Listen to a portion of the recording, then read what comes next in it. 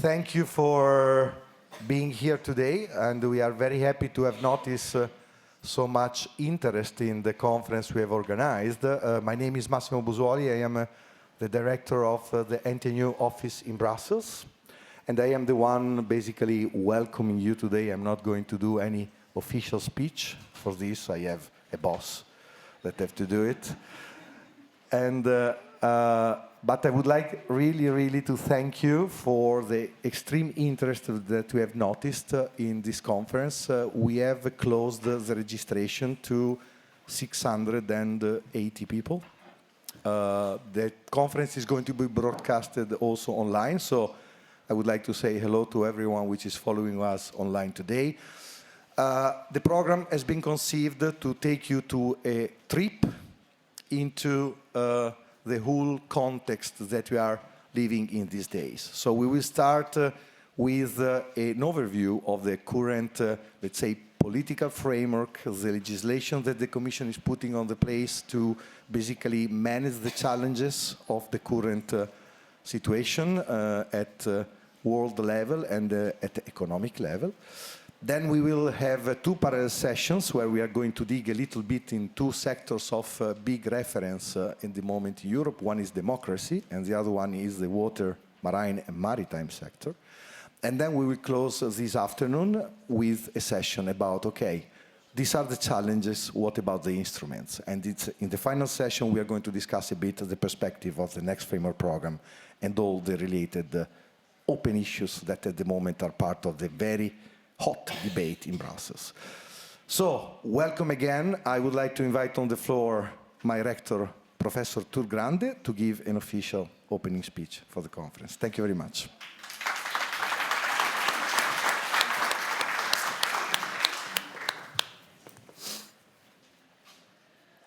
Thank you very much, Massimo. Do you hear me? Yes. Ladies and gentlemen, it's a great pleasure to welcome you all to the 9th edition of NTNU's European Conference, to everyone in this room and to everyone participating digitally. We are very delighted and honored to discuss European innovation and research and innovation together with you. The world has become increasingly unclear and unpredictable, and we all know the extreme geopolitical situation the world is facing at the moment. And this is the backdrop when we are going to discuss European research and innovation. For Norway, the cooperation and alignment with the EU has been of paramount importance, particularly in the current geopolitical situation. I would also like to emphasize that the EEA agreement connects Norway to the European Union in a unique way. And the EEA agreement means a wide-ranging and extensive cooperation and alignment between the EU and Norway. And this unique relationship for Norway should also be strengthened in the time to come. And key to this alignment with the EU research and innovation system and the participation in the framework programs for research and innovation on equal terms as the member states are key. And the framework program gives the opportunity to participate of and contribute to the large European research and innovation effort. And Norway's participation in the framework program is a decision made by the Norwegian Parliament. And over the years, there has been a persistent cross-political consensus about the importance of Norway's participation, both in the framework programs of research and innovation and also for education. And I hope and I believe that this consensus will also be the case for the FP10 and Erasmus+. Norway has participated in about 7% of the proposals for Horizon Europe and in 9% of the funded projects. And in the national strategy for Norway, participation in Horizon and ERA, the goal is a return rate of 2.8%. And at the moment, this return is a bit higher than that. More important is that the funding of Norwegian partners in the direct funding of Norwegian partners in Horizon is the total funding of the project that Norway is participating in is around 9 billion euro, close to the 10 times the annual budget of the Research Council of Norway. And I believe that this makes a strong case for Norway's equal place at the European research and innovation table. Allow me now to give a few reflections on the European research and innovation policies. Putting research and innovation at the center of the EU economy and development is music to my ears. And I believe this is also the case for most of us present here today. President Ursula von der Leyen repeated this statement during her State of the Union speech. And the willingness of the Commission to be put strength and resources beyond the ambitions is commendable indeed. At the same time, the political ambitions will only succeed if national resources and innovation policies and the EU's comes together, reinforce each other, both when it comes to resources as well as instruments. And the new European Competitiveness Fund has become the political framework for the next framework program for research and innovation. And the political and technical motivation behind the Competitiveness Fund is admirable.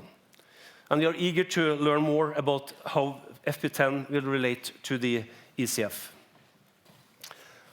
I have three concerns with the new framework program at the present stage. The first is about connecting fundamental research and innovation and how collaborative research is linked to it. It's really about the interrelation of the pillars in the FP10 proposals. From my own experience as panel member for the ERC and evaluator for the EIC and rector of a university with many projects in Pillar 2, I'm concerned about how the pillars, more exactly how the outcome of the projects in the individual pillars will come together in a coherent system that will contribute to excellence in science, to competitiveness, security, and reduced dependency, closing the innovation gap. My second concern is related to emerging technologies and dual use. My own university, NTNU, has a main profile in natural and engineering science. And it has also a national responsibility for engineering education, educating more than 85% of the masters and 95% of the PhDs in engineering in my country.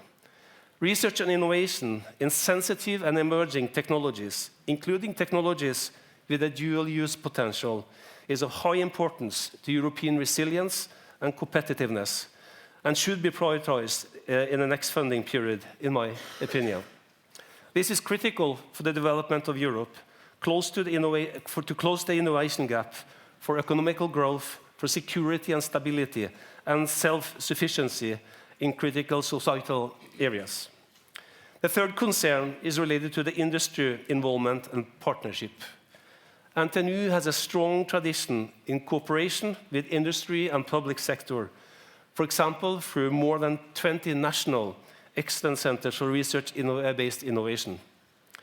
An active involvement of industry and public sector actors together with the research community and the opportunity to influence priorities and implementation is crucial for the long-term investment and engagement.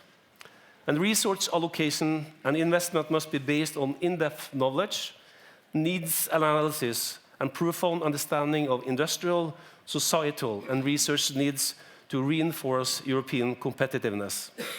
So I would urge the Commission to make sure that the partnership model be preserved and further developed, adjusted and enhanced for sure, but that the open and transparent dialogue is kept as a core approach.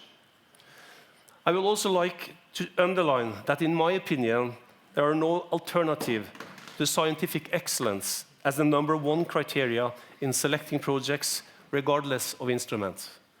Open competition and transparent evaluation process, where excellence is the dominant criterion, is a prerequisite for the trust in the framework programs.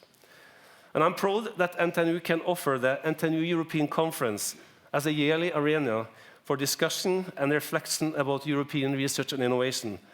And I'm really grateful for the level of participation here today. Participation in the European Framework Programme is of very high priority, also for my own university, for more than 2 decades. And I'm proud that NTNU currently is number 13 among the European universities when it comes to income from the horizon. And in Pillar 2, we are number 8. 10 years ago, we set up our own office here in Brussels, which we will celebrate later tonight.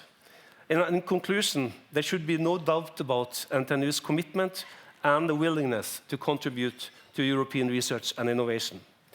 In May, I was together with other leaders in academia, invited by President Macron to the Sorbonne University when President von der Leyen presented the Choose Europe for Science initiative.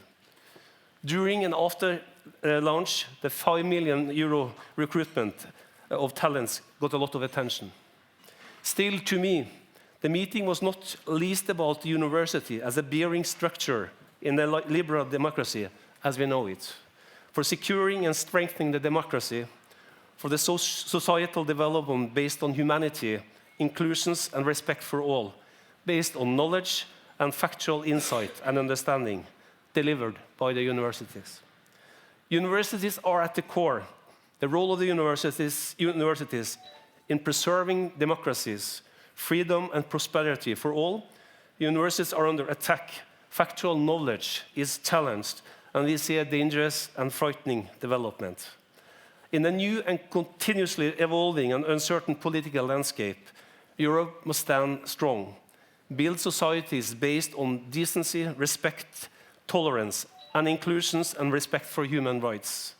So I hope and expect that the discussions today will have an impact on all our thinking and our active engagement for the best possible EU research and innovation system and the framework program 10 of a major significance for science and for the society. So thank you.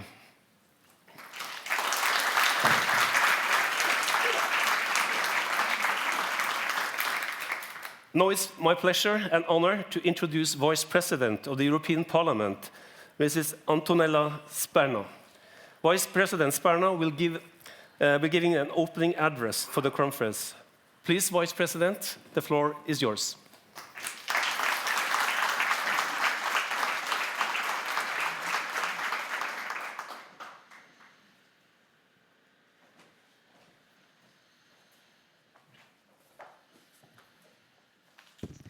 Good morning to all of you, and thank you for this kind invitation at this important moment of reflection that see a lot of important people here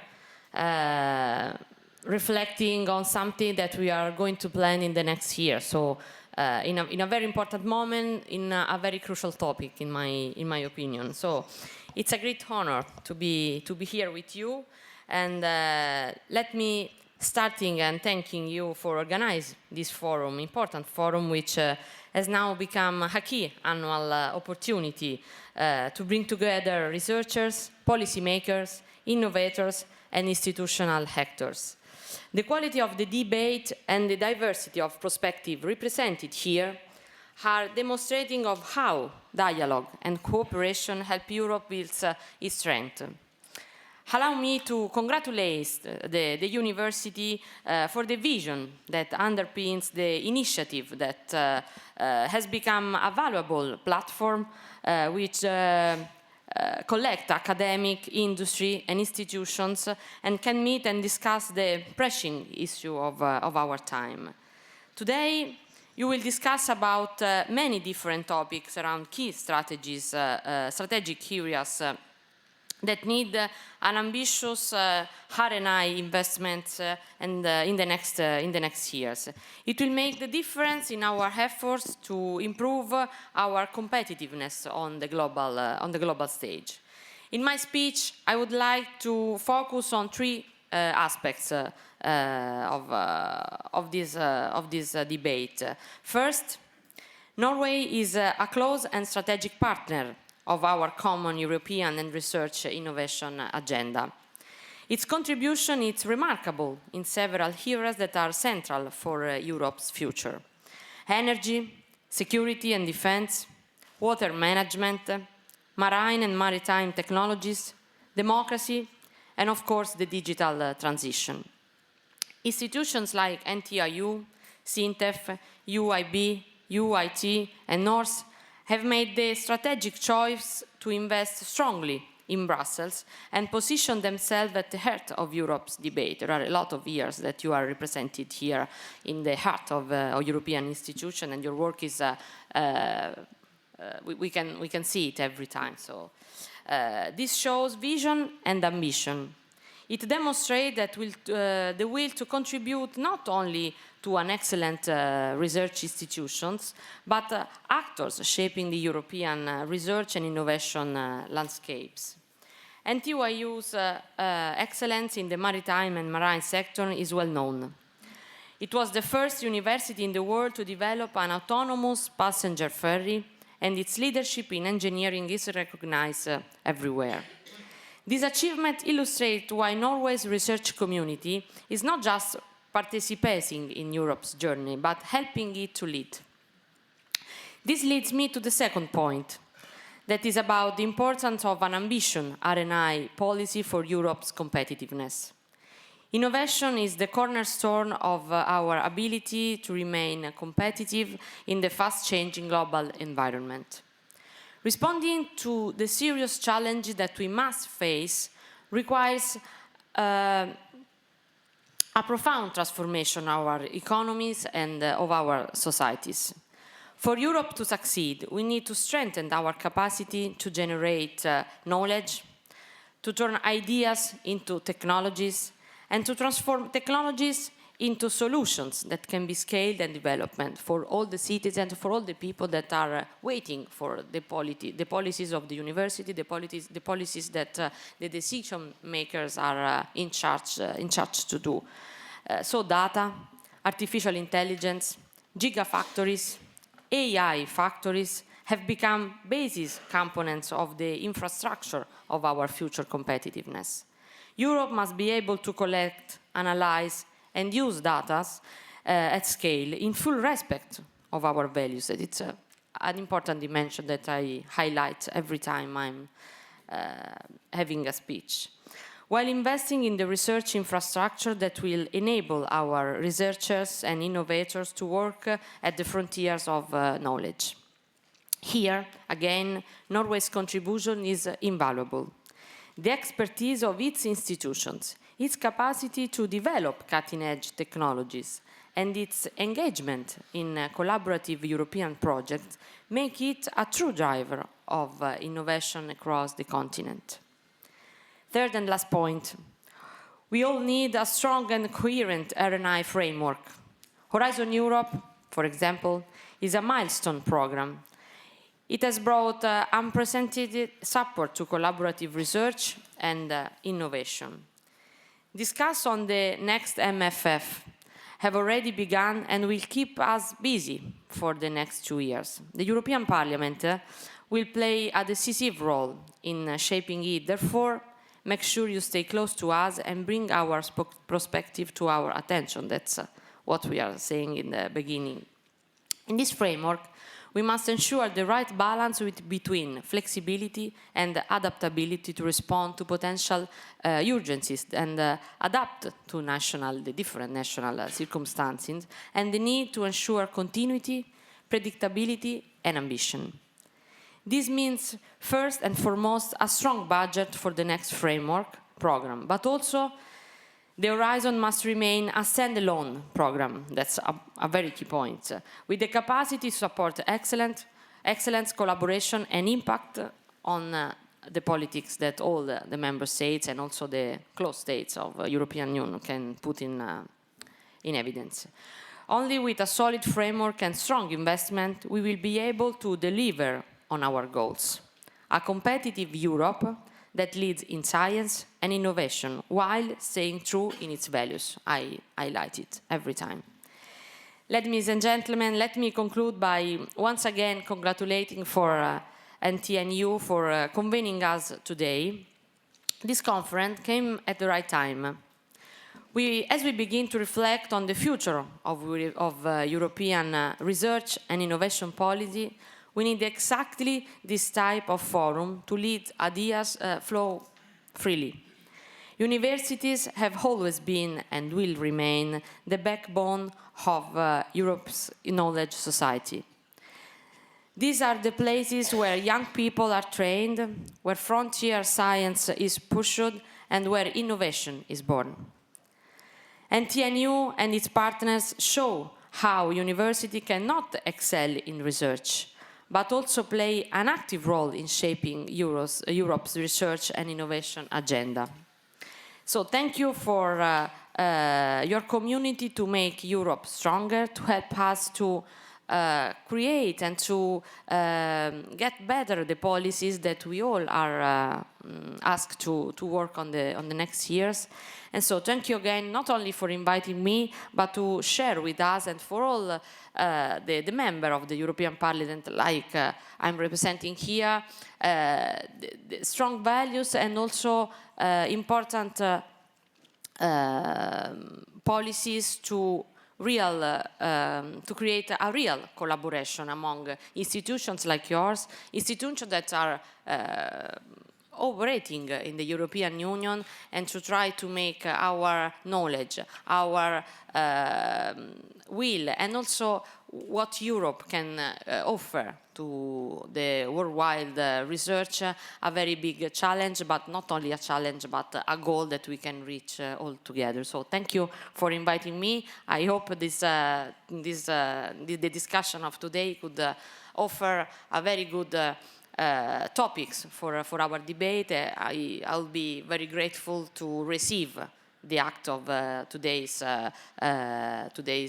work, not only to give my opening speech, but also to reach something practical on to work on. So thank you so much.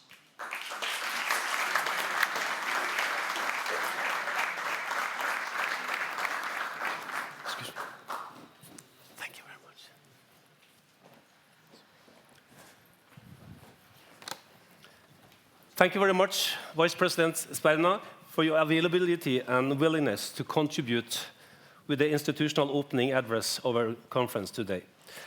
Now it's time to hand over to Mr. Simon Pickard from the Network Director of Science Business to run the conference discussion. So over to you, Simon, please.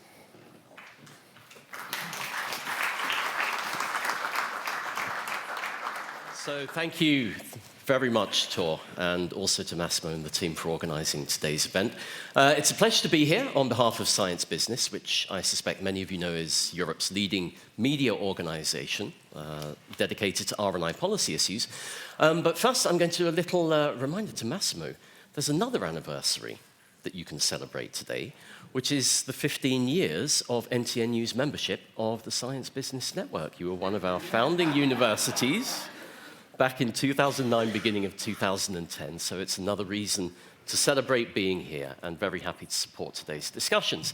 So we're going to focus in this opening plenary on the big picture, and Tor has very helpfully set the scene. We're looking at the dynamics which are shaping the framework of reference for the European Commission to deliver on the political guidelines of President Ursula von der Leyen, and the top priorities of the current mandate for the next 4 years. And so in that context, we're going to be using this first hour or so to look at the political and strategic dynamics that are shaping the framework. We're going to be looking at some of the challenges that lie ahead. We're going to be asking how these will apply and interrelate between different policy areas and domains. And by extension, we're going to ask what Europe needs from its research and innovation ecosystem to try and meet its ambitious goals, and whether or not leading science and tech organizations are ready to respond. So, to dive into this first set of discussions, I'm delighted to invite 4 very eminent guests to come and join me on stage.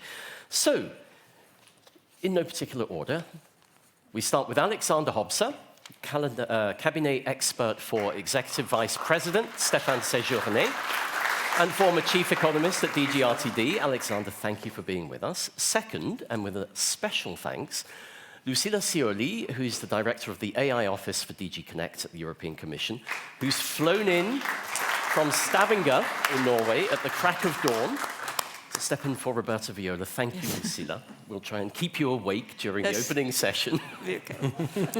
Third, Daniel Renning, who is the Director of Policy at Orgalim, the industry association for tech sectors in Europe. And last but by no means least, I'd like to invite Tor to join us again on the stage. So, Alexander, let's start with you. It's been a crazy few months, I think it's fair to say, starting with all the work that you and colleagues were doing to help prepare the Draghi Report. Then you'll move into Cabinet, and here we are with this highly ambitious agenda, rather complex as well. So in the context of the competitiveness, security, resilience, all of the buzzwords that we know very well, we're 1 year on from the Draghi Report. Maybe you can just give us a few thoughts or reflections on the state of play in terms of moving this agenda forward, what you see as the challenges that lie ahead for its implementation, and more broadly, what do you see as the key implications for research and innovation in Europe? Okay. Thank you very much. First and foremost, thank you for invitation to this conference. And I'll try to give you this big picture. I'll try to not to venture too much in the R&D field. This is probably something to be discussed later as part of the Q&A session or the other sessions. So I'll try to stick to my task of providing this overarching assessment where we stand. But I cannot guarantee, since I like research and innovation, I will probably not succumb to the temptation and then make some comments on that field as well. So, as you mentioned, Simon, we are now 1 year after the Draghi Report was published, and then 9 months to the new Commission. And these have been pretty busy times. Right? And I dare say we're now in a completely different spot than we were this 1 year ago. You may remember Professor Draghi was asked to produce this report in order to analyze the situation in Europe, to see where we stand in terms of competitiveness and then propose way forward. You may remember this by now famous statement which he made in the press conference, which was very spontaneous and not prepared when he was asked, if we don't implement your policy agenda, what will happen? And then he quickly said, the slow agony. So at that point, we were at the slow agony phase. And essentially, I think about that moment, Europe was doing still all right, though the trends were not very good, as described in the Draghi Report. And as we all know, Europe tends to make big leaps in times of crisis. At that point, we didn't really have a feeling we were in the midst of a crisis. And Draghi tried to kind of create, well, not artificially, but create this sense of urgency that we have to move on and implement reforms. So that was 1 year on. Now, and especially after this summer, I dare say we are in the middle of a crisis, or actually more crisis interfering. The world around us is changing. We are in difficult negotiations with our transatlantic partners. We see also geopolitical shifts and not overly favorable developments in the East, and basically everywhere where we look. And then this puts Europe in a quite difficult spot. So for those of you who were following these discussions around this 1 year anniversary of Draghi's report, there Professor Draghi, he called this brutal awakening. So we're moving from slow agony, so this slow thing, into something very, very brutal. And I think this very much describes the difference between then and now. Now, in terms of what we need to do, I think we know pretty well, and much of the Draghi analysis and recommendations, they're still valid. And this is also why the Commission, when it started, transposed a big part of the Draghi Report in its Competitiveness Compass, main policy document, and started implementing. Now, the discussions which are taking place these days are about how much have we implemented from the Draghi Report. I mean, is it a lot? Is it little? And here, I think this is this half empty, half full glass story, right? Because if you look at the past trends, what happened in the first 9 months of the Commission is unprecedented.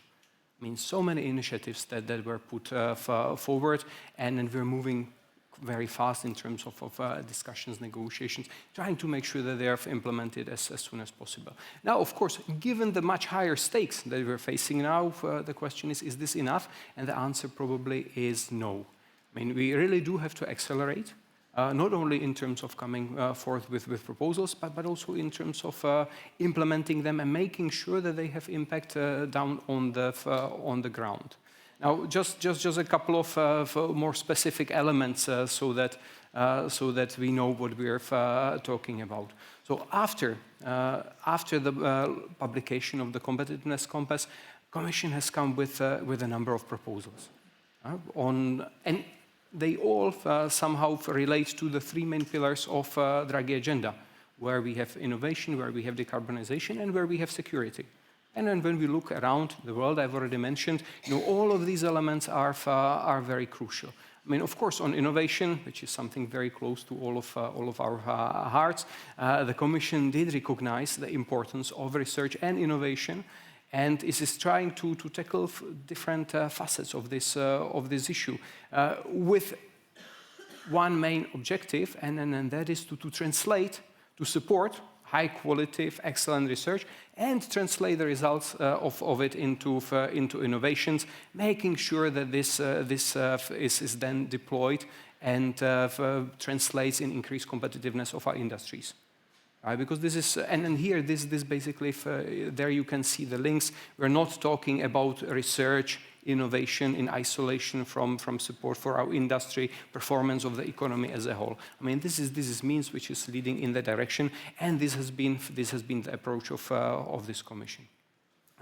You might have seen initiatives like the startup scale-up strategy, which is trying to help the many startups which are created in Europe, but which never make it to the scale-up phase, or which basically leave Europe to have better access to financing, or to be in a better regulatory regime. So we have started tackling these elements.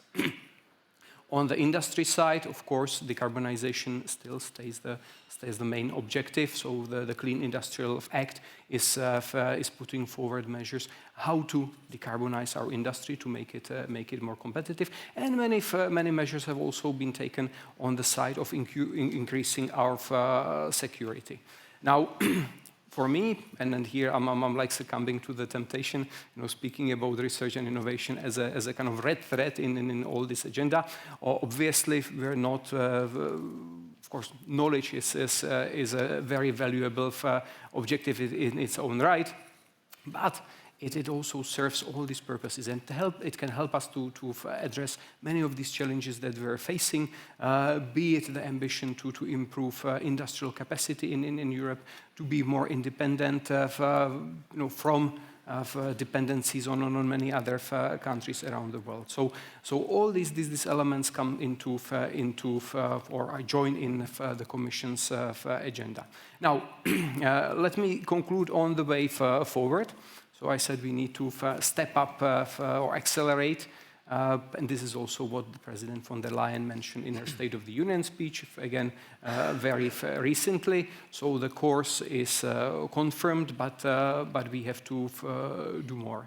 And there has been a number of proposals that she put forward. I will not be going through all of them, just mention those which are very relevant for our today's discussion. So on the one hand, we will propose the so-called single market roadmap. Right? I didn't speak about single market, but again, this is something which is very important also for innovation and research. I mean, you have heard the notion of the sixth freedom, which is something which was also now confirmed by the President as part of the single market roadmap. And the idea is to really make progress on delivering on real single market. I mean, when I'm discussing with colleagues about innovation policies, I tend to say that for me, completing single market is the most important and potent innovation policy. Because providing to startups access to a market of 450 million people without internal barriers, I think this would improve their life immensely and boost our innovative performance to a different level. So single market roadmap, which would be looking at a number of these elements. Of course, as part of this 28th regime, again, in order to make it easier for companies to operate in the single market, providing a unifying legal framework is something which is potentially very important. You have also probably heard the discussions about how to boost access to finance, either through Savings and Investment Union or the foreseen Scale-up Fund, which would provide financing for European startups to get to the next phase. And let me conclude with a couple of words on the next MFF. This has already been mentioned. A very important proposal for a substantive European budget that could make difference and address many of these challenges. And as a part of that, we have the European Competitiveness Fund, closely linked with the Next Horizon Europe program. Again, the proposal from the Commission is putting forward amounts which are much higher than what we had in the past. Of course, as was mentioned, now we're ahead of 2 years of intensive negotiations. So let's keep our fingers crossed that we will end up with something which is still very ambitious and up to the challenge.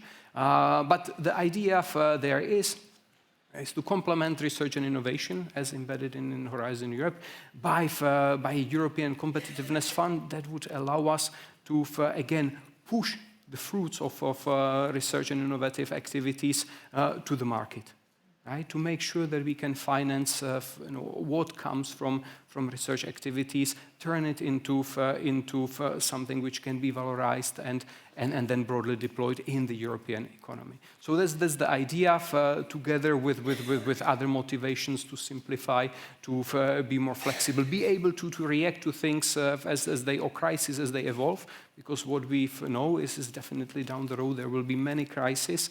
We just do not know necessarily what types of crises we will encounter. So we need to have this flexibility. So with this, let me stop here and conclude.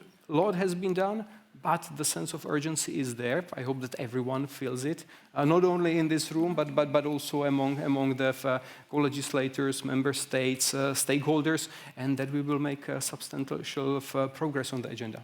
Thank you. Alexander, thank you very much.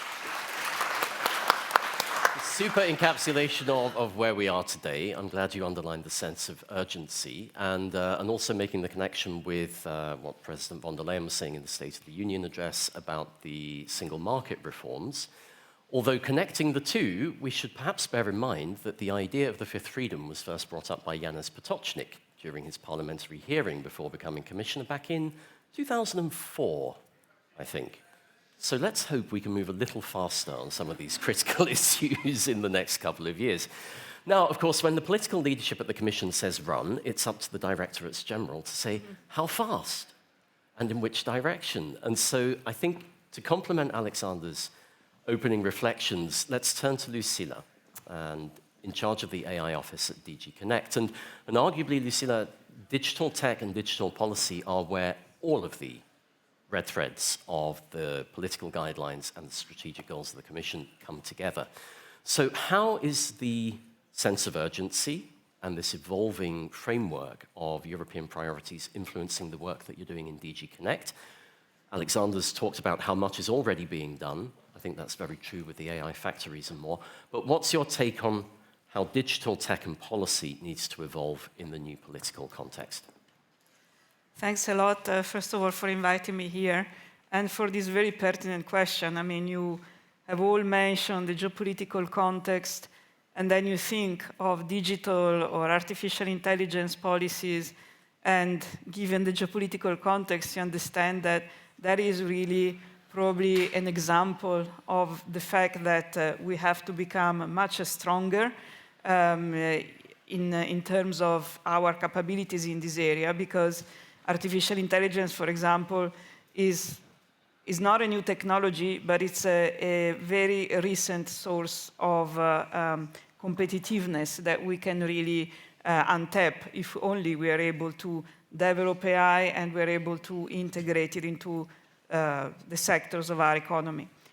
However, as you all know, most of the developments nowadays are made in other parts of the world, and that's what makes us vulnerable. We do have the capabilities to make these developments, but certainly we don't have access to the capitals that the big tech platforms have access to in the United States, for example, and in China. And because they have had a comparative advantage in the sense of having had a lot of computing resources, I think of the cloud of Microsoft, Google, Amazon Web Services, and also collecting a lot of data also through their activities in these areas, then obviously they also had a comparative advantage in the development of AI. And because of this, in the European Union, we are lagging behind in some of these developments. So the discussion that we now have on the next framework program, on the next MFF, is very important because it's really the seed or the starting point for what we can do in the future. Now, what we can do in the future is that we have to pay a lot of attention to two elements. The first one is that we have to strengthen capabilities in AI, and I'm talking mostly about AI because that's the area that I know best. And secondly, that we also have to be able to bring the AI to the market. It was said earlier, it applies to AI, it applies to most digital technologies and probably to most of our research output in general. Our capability of bringing the research output to the market remains maybe one of the biggest weaknesses we have in the European Union.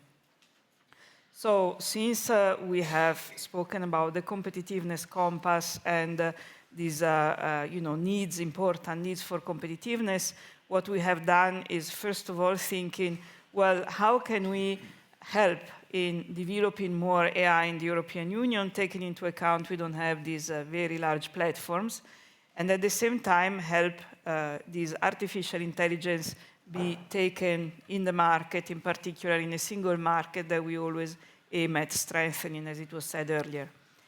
And one of the first announcements that we made is to strengthen some networks that we already have and that work very well. We have very strong research in artificial intelligence. We have a very high number of startups. We actually have also talent because we have more engineers per capita in the European Union than in other continents. And we also have another important resource, which is a public network of supercomputers. Now, why is this important? It's because when you have artificial intelligence, you have to train artificial intelligence.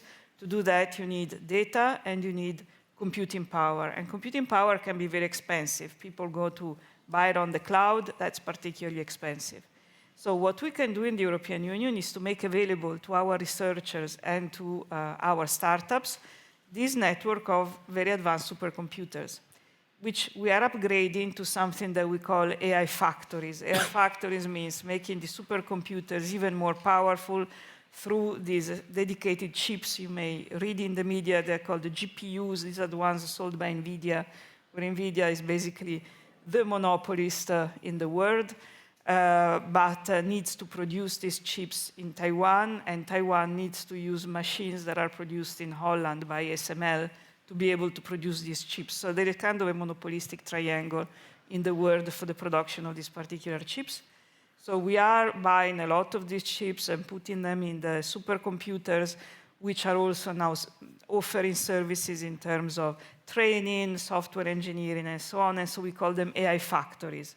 And we think that these AI factories can also be a solid base for forming an ecosystem where our startups can find the computing capacity they need, but they can also meet with larger companies in different sectors, because AI is not about only developing AI per se, but it's also about adapting AI to create models that are needed in manufacturing, that are needed in healthcare, that are needed in energy, and in all the various sectors of the economy. And so it's important that those who develop AI, even if they're startups, they really learn to work very closely with the companies in the more traditional sectors, let's say this way, of our economy. But that's still not enough because the demand for this computing power is so high that now we have launched another initiative for gigafactories. So that means integrating supercomputers with data centers, having even more computing power, and something that the public sector cannot finance. We finance AI factories, and that's why they can be open for free to researchers and startups, but we cannot finance gigafactories. Even if we go together with member states, the cost of a gigafactory is about 3 or 4 billion euros each, so it's not for a public sector to support. And so we think that most of it has to be financed by the private sector. So we were wondering about who in Europe could be interested in doing these exercises. So we had a call for expression of interest to see who could be, and we were totally overwhelmed by the response. We had more than 75 responses of either already formed consortia of companies, either in certain sectors or teaming up with telecom companies, with energy providers, with obviously digital companies. And to us, I mean, we will never have 76 gigafactories, but what really shows is that there is a real willingness of investing in this field in the European Union, and that's very important to take note of. Now, of course, having the computing power is a very important resource, but then we have to continue supporting algorithmic development. We'll do that through the framework programs, the Competitiveness Fund, and we will also look at, for example, the application of AI in science. You may have heard of an initiative called RAISE, which will look at two things. It will look, on the one hand, at fostering even more, strengthening our capabilities in AI as a basic research in AI, because we have to push it to be more transparent, to be more safe, to be more energy efficient. And on the other hand, also learning to apply AI to different scientific disciplines. So RAISE will also be an important element of the framework program. And to conclude, we will soon publish an Apply AI strategy. It will come in the beginning of October. And this is a strategy to facilitate the adoption and integration of AI in the strategic sectors of our economy. And we will continue working, of course, on the discussions that are taking place on the Competitiveness Fund and the framework program. Very important, because the Competitiveness Fund is exactly the instrument we need to accelerate the uptake of our research outputs by the market.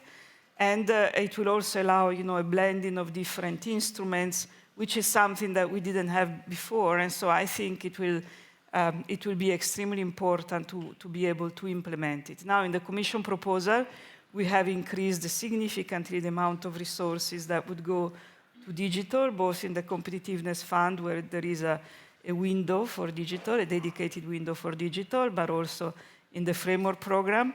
And we really now look forward, hoping that the Parliament and the Member States will support this very ambitious proposal, because, again, to conclude where we started, in the context, in the geopolitical context where we are today, we cannot be as dependent as we are from other parts of the world in very important digital elements that go from AI to quantum, because these are also dual-use technologies.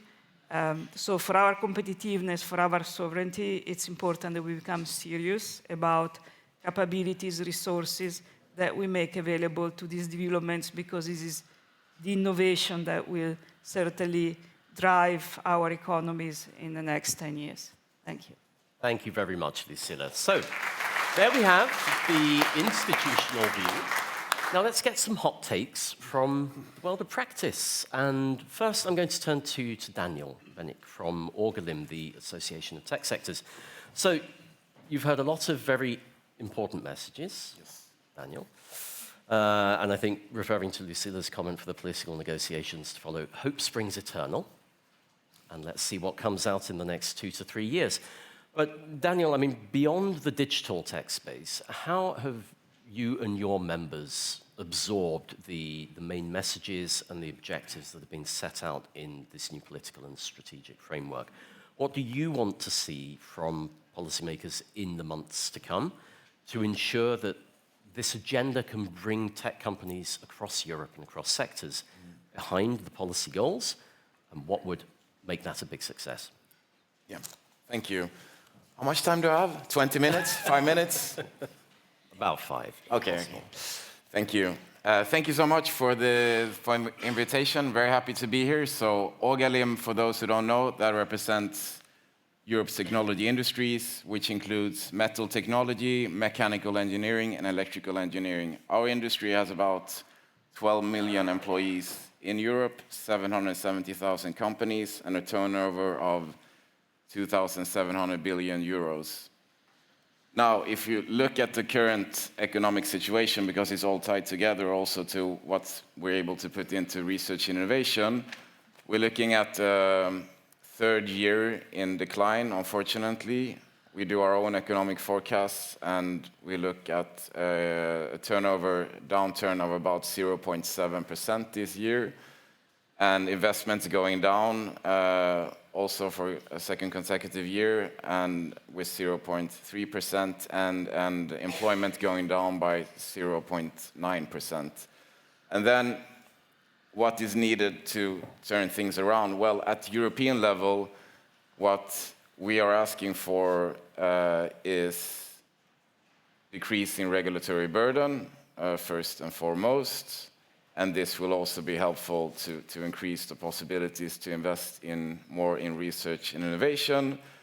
We see that the Commission is doing a lot in this area, and more needs to be done, but it's a very good start. Then also to increase and improve trade relationships with the rest of the world. That's challenging at the moment, but there are also positive developments there. There's a Mercosur agreement, there's a Mexico agreement. Indonesia is also on the horizon. And to the third point would be indeed research innovation, and for the EU to regain global leadership in research innovation. So that's indeed a top 3 priority. We also have tearing down single market barriers is also very, very important. And also the climate target to work towards climate neutrality in 2050. I will go in a bit more to then this latest research and innovation package, or the MFF that was presented. Before doing that, as a matter of transparency, I will also say that I'm Swedish, so we have a very close relationship with Norway. And although I work for a European organization, and we're still, of course, hoping for Norway to join the EU. And we hope that is on the horizon. And I will connect that point to point of research programs as well, because we, of course, want to work with other than only EU partners, etc. So there's a connection there. But when it comes to research innovation, we'd like to first and foremost make a point about advanced manufacturing. Advanced manufacturing is cutting-edge technologies, is connected to data and connected to AI, and making manufacturing processes more efficient. One example is, for example, using digital twin. You produce a digital twin of a product that you're doing, and then you can digitally test things that you don't test then on the real project. When it comes to advanced manufacturing, the EU still has the cutting edge, yet what we get from our members is that we have the cutting edge, the products are being produced in Europe, but for the most extent are being exported to the US and China. And what does that mean then? That means that other markets are building up more competitive manufacturing at the moment than we're doing in the EU. So we want this research innovation program to focus on advanced manufacturing, and particularly from advanced manufacturing, we see that the Competitiveness Fund can fill a very important role, because the idea, we believe, with the Competitiveness Fund is to go beyond TRL8 and go more into deployment of technologies, etc. So that's one call I would like to make. But for the Research Innovation Fund, we have 3 points. One is on applied research, the second one is on technology infrastructures, and the third one is on international collaboration. So on collaborative research, we're very happy to see that Pillar 2 in Horizon Europe has significant importance, and it's a very important pillar for us. We're very much supporters of collaborative research, yet in the overall share, it's going down. So this is a call for at least keep it, but we would say even increase Pillar 2 in the negotiations going forward. A second call when it comes to that is, of course, to keep a sort of transparent and good involvement of different stakeholders, including industry. And that also fulfills several purposes, because we often talk about how not only research should be done in Europe, but the next steps we want the deployment and build up of production also to be done in Europe. And actually keeping then industry involvement is a way to make sure of that, because industry is better at picking winners, I would say, than politicians are. But very happy about the collaborative research approach. And then secondly, if we go to technology infrastructures, we see that many member states develop different kinds of technology infrastructures, and it's often not done maybe in coordination. So here we would like to urge and make a call from, we saw there was a strategy coming out last week from the European Commission that we very much support. We want more common thinking in Europe when it comes to technology infrastructure, so different test labs, test beds, etc. And one specific call, there are many important points in this strategy, but one specific call again is to sort of make sure that there is a governance also to include different stakeholders and industry. And then third, but last but not least, on international collaboration, we of course want to keep Horizon Europe and other programs open to collaboration with Norway, Switzerland, UK in a fair and transparent manner. And so this is a very important point. And excellence in all these programs is also a very important point for us. So the most excellent research, wherever it's placed in Europe or within these collaborative partners, that's where the research needs to be done. That's also a way to keep the competitive edge in Europe. Thank you so much for your attention. I hope I didn't pass the 5 minutes. And That's absolutely fine, speaker. Daniel. Thank you very much. So we're going to come to Tor in a minute from the view from universities or the scientific sector. But very quickly, before we do, Lucilla, you've just come back from the AI Data and Robotics Forum in Stavanger. Do these messages around advanced manufacturing and the digitalization of manufacturing value chains resonate? I imagine this was a hot topic for discussion in Norway just 2 days ago. Indeed, I think they resonate a lot, because to have all the manufacturing in Europe that was being referred to also means using and deploying a lot more robots than we are actually doing. There is a very close link between the robotics and the manufacturing, the advanced manufacturing activities that we're mentioning. And also manufacturing robots is itself an important part of manufacturing. So if we can create much better links between the robotics community in the European Union and the manufacturing users of these robots, I think we can really deploy in a much more intelligent way and also bring back some manufacturing to the European Union, because sometimes, the robots can actually do some dull and repetitive jobs that people don't really want to do, and that would be very useful. I mean, it is because of the high level of manufacturing in China that there is a high deployment of robots in China. And so if we could do the same in the European Union and looking also the next generation where the robots are powered by AI, and so they can be much more precise, much more autonomous, this is going to be really crucial, I think, considering also the importance of manufacturing for the European economy, for the future of Europe. So this certainly resonates with us. Very good, thank you. Okay, Tor, I think a lot of this must be music to your ears, given NTNU's areas of expertise, but you've also, I think, been doing quite a bit of reflections internally within the Norwegian scientific community and also at the university around some of the other red threads of the current mandate around dual use, around security and the geopolitical framing of of competitiveness. So from your perspective, what do you think this new political and strategic framework will mean for leading research organizations? Are you guys ready to step up to the plate? First of all, I cannot promise that Norway will become an EU member. That's been something we discussed. If you leave that. First of all, I think it's, the topics we're talking about now is really important in the times we are living. And to transfer knowledge to solutions, I think we all are concerned with. But let me start to talk about competitiveness. And I think, at least from the perspective of from the world I'm coming from, knowledge is the foundation or the engine of competitiveness. So I think it's important to remember in the framework we talk now, first of all, we should educate the talents. For example, also for the gigafactories and so on. It's not only about hardware, it's also about the people working there. So talents for the new engineers, the new scientists, the entrepreneurs for the future. And I think it's important, and I've heard that what you say now, that the research and innovation has to be in the center of and again, collaboration between academia and the industry. And I also would emphasize the research and technology infrastructure, as also mentioned in the last talk. They are strategic enablers. And I would just mention one going on in Norway at the moment. That's the Norwegian Ocean Technology Center.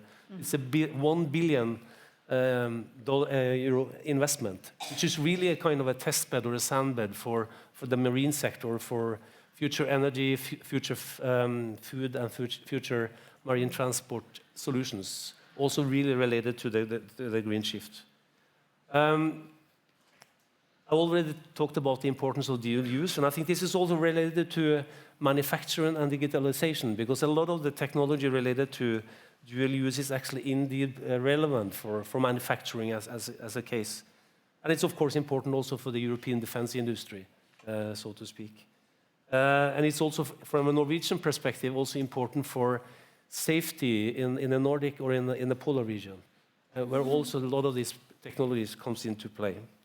The last thing I would like to emphasize is not talked about so much in this morning, is the decarbonisation, which also was stressed by Draghi. And I think that's not only about research and innovation, because that's been on the agenda for decades. It's also about scale up of industrial solutions for example, carbon capture and storage. And I just would mention one project which has been scaled up in Norway, is the Longship project, where you actually have the first ship with a CO2 cargo, which is now stored in the Northern Sea. And I think this kind of solution also has to be a part of what we are talking about. And then, of course, I think one of the initiatives from the Commission for the European Innovation that could also be a crucial role in order to support the full knowledge value from research to scale up, mobilize more private funding or capital for deep tech and spin-offs, strengthen talent development, and also radically simplify funding rules, reduce bureaucracy, and so on. So there's a lot of things also said from the university side, which is important to reach those ambitious goals we are talking about. Fantastic. Thank you, Tor. So let me come back to something that's been mentioned 2 or 3 times, which is the international cooperation dimension, because I think it's fair to say that there is like a fundamental tension between choose Europe, made in Europe, promoting European sovereignty, resilience, and reducing dependencies. But we're not world leading across all the tech stacks in all of the critical sectors, and we need friends. We need like-minded partners with whom to develop European capabilities and technologies. So perhaps first to Alexander and then to Lucila, how do you see this future of international cooperation, given the turbulence and the disruption that we've been living through in the last years? How do you think that can strengthen European competitiveness moving forward? For Alexander, and then for Lucila, in critical tech domains like AI and quantum, where should Europe be looking to partner and not just try to go it alone? Okay, let me start by actually turning to intra-EU collaboration. This was mentioned, and if you look at different indicators, what you see is that European inventors, companies, whatever, are cooperating, but much less than they actually could or should, or when you compare, for example, with the US. Right? In the US, there is much more collaborative work on patents compared to Europe. If you take the East and West Coast and then compare with France and Germany, two biggest innovative economies in Europe, in US, they cooperate 30% more. Right, so to me, this really shows the unexploited potential of intra-EU collaborations. So I think this is something that we definitely have to focus on and try to make full use of the internal market that we have, also in terms of the fifth freedom that I have already mentioned. So I think there is very important homework to do at home, which will boost our competitiveness enormously if we succeed there. Obviously, we don't necessarily have all the knowledge and know-how internally, and it might be difficult to build it up, especially in the short run. So again, I think we do have to collaborate with international partners. I think there is no question about that. At the same time, we have to keep the European objectives in mind. Now we're operating in an environment which is much more sensitive. We were talking about dual use and so on and so forth. So there are some mechanisms also currently under Horizon Europe which one can use, and then in the future programs these will be even strengthened so that we can deploy them when it is necessary. Okay, thank you, Alexander. Lucilla, would you echo that? I mean, yes, we have already used the instruments that Alex was referring to in certain areas, like in Horizon Europe, like in quantum, for example, also in artificial intelligence. When there is data, we have to be careful. So this is an important dimension that we have to keep in mind. Now, having said that, we are not, when we say we want to become more independent or we want to become more resilient, doesn't mean that we want to become autarkic.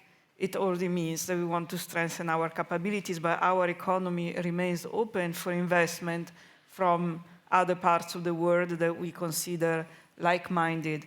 So it is not about shutting out all the non-European companies from our market. They will continue to invest in the European Union, and their investment is welcome.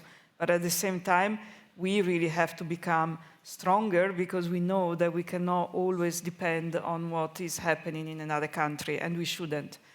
When it comes to AI, there is an important, we may have the supercomputers, we may have those who develop the algorithms, but we are very weak on the line of the cloud, so in the AI stack. The cloud is really where we are weak, where we're really totally at the moment dependent from supplies from other parts of the world. And if you think that companies store their business data and that those clouds are subject to the legislation in the United States, then maybe we really have to take important steps to become more capable from that point of view. We will be publishing a Cloud and AI Development Act next year, and we are really taking important steps to become stronger. We do have cloud capabilities, but we have to be better at offering services on these cloud capabilities, and we are developing and strengthening them also through the factories and gigafactories activities. No, and I think you make an excellent point, which is about the services. We've focused an awful lot in the technological landscape in Europe over decades on hardware and infrastructure, and those remain phenomenal resources to use, like the HPC platforms. But the commercial services and the innovation applications that follow on is perhaps where we could do a bit better over time. Okay, so in a couple of minutes, I'm going to give you the chance to put a couple of questions to the panel. But before we do, I'd like to hear from Daniel and from Tor around this. I mean, we have a huge amount of legislative proposals, of strategies and acts that are looking to move this European agenda forward. Do you feel that these all take into account the implications for R&D and innovation? Is this one of the missing links in the way that the Commission moves one of these policy objectives forward? We should start. You can start. Okay. So there's definitely room for improvement, and I would say across the board. I mean, you give an example of the AI Act, for example. I mean, considering how quickly things move in the AI space, could have been maybe a bit too prescriptive, and I would say maybe especially in the digital area, you can see when things are moving very quickly, perhaps smarter to leave some things open. And we quite often see how legislation is being amended already when it's being implemented, and that's not particularly a good thing. In industry, you're sort of caught between what you want to understand long term where things are going, and to that sense, regulation provides help. But in some cases, it's better not to have regulation when things are too innovation oriented. And although I know that innovation is part of the impact assessment, I would say it varies across different impact assessment for different legislation, how well that is done. So, I mean, that's up to the individuals that do the legislation to really do an innovation impact assessment and do it thoroughly and take things into account. And things are open to interpretation there as well. So I would say there's a lot of room for improvement. But, I mean, this issue has been discussed for very long. I mean, science-based regulation and legislation has been on the agenda for a long, long time. So hoping that we will get further improvement there. And indeed, it's a very, very, very important point. Well, I think we're in a window of opportunity for that to now really rise up the list of priorities. I'll give you. Can I just one word on this? Because on the AI Act in particular, because I think we have to distinguish what companies are asking for.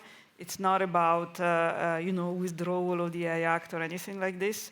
It's about a very specific point of some rules relating to the high risk of AI, because I speak very well of AI, lots of opportunities, but AI also brings some risks that need to be mitigated. And so what we're asking is that if companies are developing I have to say, limited list of applications, they have to simply make sure that they document the developments in a way that if there is an incident, we can understand where the problem has taken place, because AI is a black box. So what the industry is asking now is that these rules, which will become applicable August next year, before becoming applicable, that we make sure that all the relevant standards are ready, and so it's easy for companies to be compliant with the rules. And I think it's a very fair request, and we are now analyzing the situation with the standardization organizations. But I just would like to remember this is the only element of the AI Act that is now currently under discussion and that companies have been complaining about. For the rest, things are applicable, and I have to say, linking to the cooperation aspect before, that when in August this year, rules on the general purpose models, the big models like GPT-5 and the rest apply, we had a lot of positive participation of companies from Europe, from the United States, and I was quite encouraged by their involvement and the way that they're actually now engaging in demonstrating their compliance. So I'm very optimistic about it, about the implementation of the AI Act, and as I said, we'll come back on the standard very soon. Okay, thank you, Lucilla. Now, Tor, how does this play out in marine, maritime, energy, robotics, all of the sectors that you're very strong in? Do you see enough consideration being taken into account for R&D? Thank you for a very good question. Let me try to answer that with a kind of a different perspective. I think in short, I think research and innovation should not be a passive recipient of legislations. It should be, in a way, active enablers or accelerators. What do I mean with that? Research and innovation is a permanent ingredient, according to von der Leyen. So And again, university plays a central role here. Education, upskilling, reskilling, and so on. Should empower the sectoral legislative package. EU skills is important, and then also for the competition, and again, attract talents. So we should have knowledge innovative ecosystem have to be a part to deliver sustainable competitiveness. Okay, thank you. So let's open the floor for a couple of questions. We started a little late, so we'll take 5 minutes out of the coffee break, if that's okay, Massimo. We have a couple of hands raised here at the front, if we can get a microphone to this gentleman, and then if you hand it to the gentleman behind you afterwards. Let's see. And keeping in mind, we have about 10 minutes, so questions, not theses, please. Thank you so much, thank you for your great insights. My name is Christian Osberg. I'm Global Head of Triple Helix at Alfa Laval. And you all talk about this fantastic collaboration. And I like to hear some great example of some radical collaboration between universities and perhaps manufacturing industry. Could you give good examples that we can build on? Okay, thank you. Now, the gentleman behind you. I'm Bart Schera. I'm from Groningen, actually, the northern part of the Netherlands. We also have a bid for an AI factory and I wanted to bring in some perspective here from a medical center, a university medical center. We are users. We adopt a lot of these technologies, which are unfortunately quite immature from time to time. And we really want to see better products that we can adopt in healthcare setting. Now, the perspectives that I've heard so far are really much about technology side, infrastructure sides, legislation side, but how do we actively engage the users, the organizations that actually want to use these technologies and create the market in Europe that we so desperately need? Excellent, thank you. We can have one more. Okay, Massimo, you're the coordinator. You get privileged. I profit. No, I think that I would like to basically elaborate on what Daniel said about the fact that we expect the ECF to be the implementation part, the higher TRL. And I would like to challenge Alexander on this. Is this going to happen or not? Or maybe also Lucilla. I mean, that's important because I think it clarifies one of the big questions that all the stakeholders have today in Brussels. What will be the real link between FP10 and the CF? Thank you. Okay, thank you, Massimo. Right, let's take question number one. Daniel and Tor, I think you're probably best positioned to talk about fantastic success stories of industry-science collaboration. Is there anything in particular, either a program, scheme, or projects you'd like to highlight? Tor, you'd like to go first? If I can use an example from my own field in material science, I think if you look at the metallurgical industry, particularly in Norway, most of it today actually is owned by foreign countries. It's been so. One thing is about metal production. Aluminium is one example, and non-ferrous metals is others. And that has been a very unique collaboration between industry and academia over many decades. And I think one of the reasons why this industry is still quite competitive in our country is not only about cheap power. It's about competence from this year. And this is also relevant for downstream metallurgy industry, for example, for producing new products from aluminium. And I think there you also have a lot of examples where manufacturing has been the heart of that collaboration, particularly in the Raufoss area, not too far away from the capital of Norway. So I think that's an excellent example of industry-academia collaboration, which has been really paid off for many decades. And I hope that's going to continue in the future too. Indeed. Thank you, Tor. Daniel, anything you'd like to highlight from the Orgalim universe? Yes, I would say I would not want to pick one particular project there. So as a trade organization, those questions are sometimes trickier than one might think. But if you put one of our companies here in the panel, they would be happy to come up with examples from their companies. But I would say then, in general, one type of collaborative research, which is like public-private partnerships. I mean, that is what I really appreciate. So you get both the public and the private funding and into the project and do something together. So I would point towards those kind of collaborations. Thank you. Okay, thank you. Now, Lucilla, if you have anything you want to add about these partnerships delivering real impact for Europe, please do. But I'm also going to give you the second question about how to approach the challenge of bringing end users, or potential end users, into the design of programs and policies. Yeah, so this is a very pertinent question. I think the way we plan to approach it is twofold. On the one hand, we want already in the research projects to try to involve the users. It's extremely difficult. I'll give you an example. We have projects about developing more automated screening centers, automated through AI. AI is very good at reading images, for example, so you can use it in radiology and other kind of similar activities in the medical field. But then you need to involve the radiologist. It's very important to involve the radiologist from the very beginning.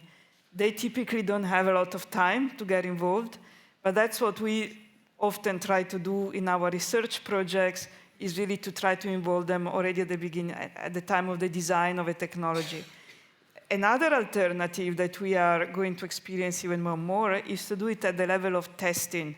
So when we say that we need to bring research to the market, one step that we hope to be able to increase with the Competitiveness Fund, by the way, is the support to testing facilities. And then when companies test, for example, their robots for healthcare, then you could have the users who would ask the developers of the robots to finalize their development in a way that is really helpful to the users. And this is also to convince the user that these are technologies that, I think really healthcare sector is probably the one that will transform the most because of AI. So, but I do know that it's difficult to have hospitals and users of AI accept the technology, especially in some European countries. But involvement at the level of research and at the level of the testing is very important for that. Thank you, Lucilla. Now, Tor, you wanted to add one quick comment. Just short, an instrument for also involving the users. I think, again, I have a good example from my own university on ultrasound technology, where both the producers of that technology and the hospitals actually are strongly involved in new applications on that technology platform. That's also that's a typical example of a collaborative research instrument. Fantastic, thank you.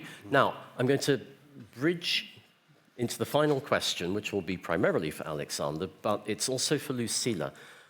When I was reading through the quantum strategy, right, there's a lot of references to the importance of the public sector as either pre-competitive procurers, right, or as early adopters of new tech. And it seems to me that the end user question is a great one, but the public sector is a potentially huge end user. So any thoughts on the role of public procurement in accelerating the maturity and, if you like, the stability, the longer-term stability that Daniel talked about which technologies can enter the market? And then, Alexander, we'll come to you to answer Massimo's question about Competitiveness Fund and FP10. So very briefly on public procurement, we already the Competitiveness Compass wrote it very clearly that we should be using public procurement as an innovation instrument. We used to call it pre-commercial public procurement. We have this kind of terminology, but really it's an instrument where we can also express a European preference.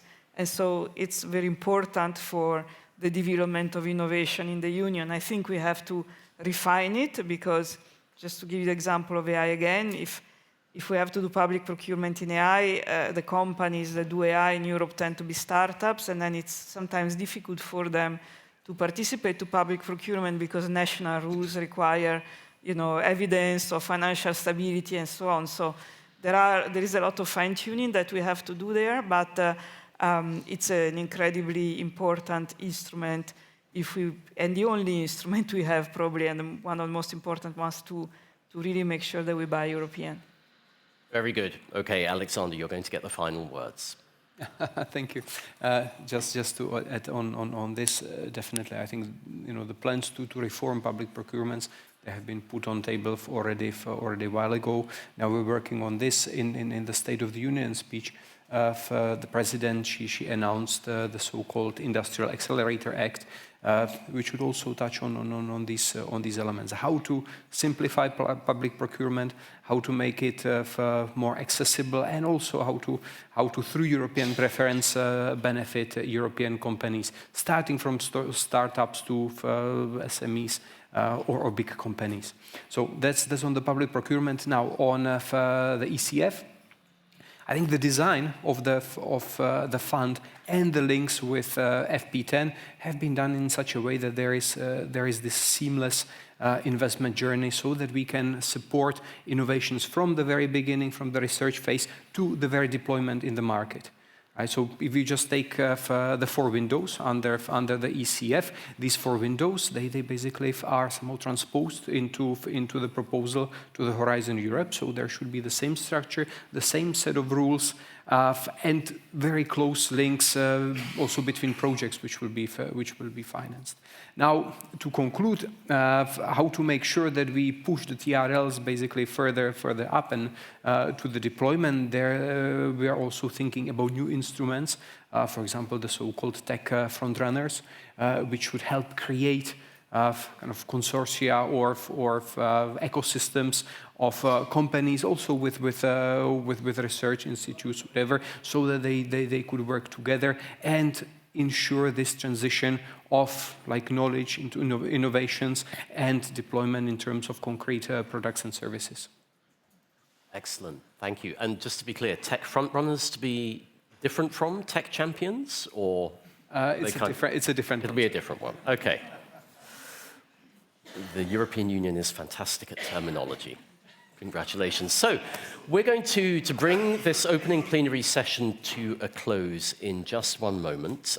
Given that we started a little late, the post-coffee break sessions will start at 11:05. And just to clarify, the community parallel session will take place in this room, in Polak.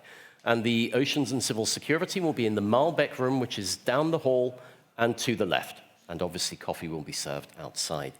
So with that, please join me in thanking Alexander, Lucila, Daniel, and Thor. I believe there is a little something for you to take away, underneath €50 in value, so you don't have to report it in the transparency register.